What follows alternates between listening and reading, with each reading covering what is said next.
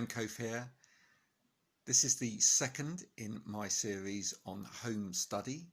This is my vlog series, and in this video I was talking to Hayley Hudson, who's a VA and a parent, about her experience of home study or learning during lockdown. Hello, I'm Hayley Hudson. I am mother of Eve, who is 13, and Esther, who is 5. I am a VA and I run Hudson Admin Support.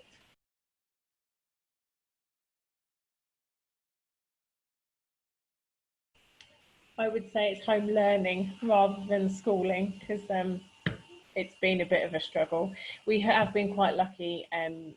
Eve is just about to start year 9. And on the day that lockdown for schools finished, the school managed to come up with a timetable of live lessons and and had work set. It was quite intense to start off with to get up to the new system. She was doing a lot of stuff upstairs by herself, but then we soon realised that she needed to be downstairs on the dining room table, where she sat from 8:45 until 2:45 most days. She wasn't really the issue. The issue was Esther, who would sit and do a bit of breathing, but we ended up having to adapt a lot of things to going outside and doing life learning and try and flip them, what the school were asking us to do, flip them into games. But that as lockdown went on, it got harder and harder, because the attention span just wasn't there. We didn't bribe. We moved some bits onto screens, so they had a bit of downtime to let us do some work. But yeah, we just tried our best. Everything that the school sent us to do for primary school and secondary, primary was via Purple Mash, so it was either still on my laptop or on the iPad, and I think we have relied on the screen quite a bit just to get things done, because we've had to work through it all. With Eve secondary school, everything is online.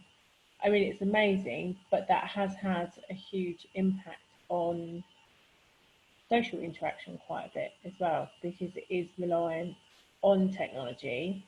And also, where your background comes from, Graham, is the positioning, because we're not set up at home with office chairs and laptop raisers, and she has got a laptop raiser now. But yeah, it was quite, technology took over quite a bit.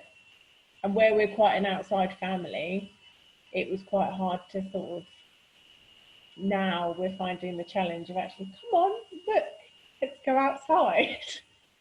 It's the lack of equipment ergonomically, because they're growing kids as well, so they do need to sit properly and have proper equipment. Luckily, I had spare laptops and things, and we've had spare tablets to use. But yes, positioning of bodies has not been the best. We had a lot of electronic stuff from school, that older school, that she had to tick stuff off, but in the end, because there was so much work, we did to-do lists. We went through and we wrote a to-do list, like I do every morning for my job, like I get my clients to do.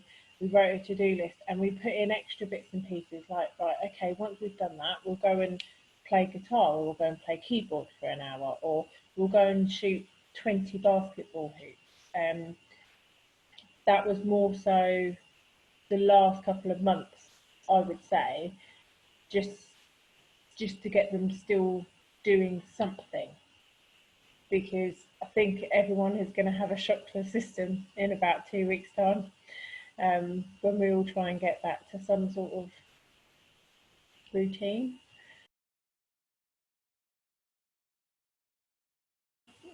sound really strict, but we're quite, we don't put the telly on first thing in the morning. You know, music, we love music, so there's normally, you know, although I'm sitting in silence, there's normally music somewhere in the background in our house. So that wasn't too bad. I normally work with music on anyway, because I think sometimes that helps.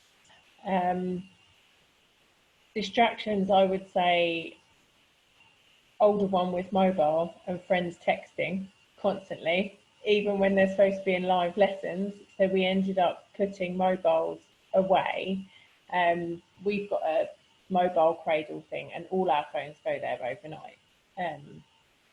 Just because it just helps, I think, with wind down time. But Esther, the youngest, yeah, she's like a dog with squirrels. If like a bird flies by or a pigeon is outside, we've got rabbits at the beginning of lockdown as well. So they were just, if she knew that we were going to go and let them out, she'd go and, oh, well, I'm going to go and spend time with the rabbits. So yeah, little distractions. It was, we didn't have visitors, so they weren't distractions. But yeah, we didn't do too bad, I don't think, apart from texting.